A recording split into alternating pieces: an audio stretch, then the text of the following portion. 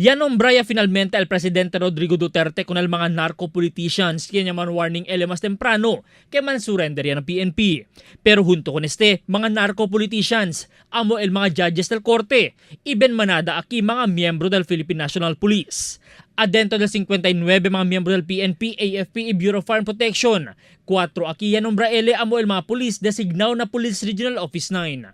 Asigun ko al presidente Rodrigo Duterte, envuelto amo ka na Police Inspector Ibrahim Jambiran, PO1 Pierdizo, PO3 Omar Juaini, y Romel Mansul. Asigun ko al portavoz del Police Regional Office 9, Superintendent Rogelio Albata, yaman surrender ya ayer, kanda PO1 Pierdizo y PO3 Omar Juaini, na Regional Intelligence Division na Mercedes. Y este día, talia aura ta enfrenta con el PNP Chief na Campo Crame para contesta mga asunto. There was a message directing them to report at Camp Crame today. No? Mayoría del mga nombrado pulis desde Poro 9, ella man transfer ya para na otro unit. Na video desde Manila, claro el rabio di Police Director General Ronald Bato de la Rosa con el mga pulis después sa republika o di ilang mga nombre.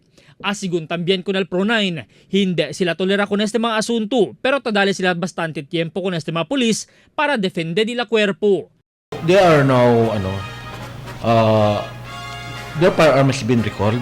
Ilan na siyang firearms ngayon. And then, they are now assigned at PIHAW headquarters. Hindi, not automatically, they should face the consequences of yung summary hearing proceedings, and due process should be given to them. Albert Luna, Dateline Zamboanga.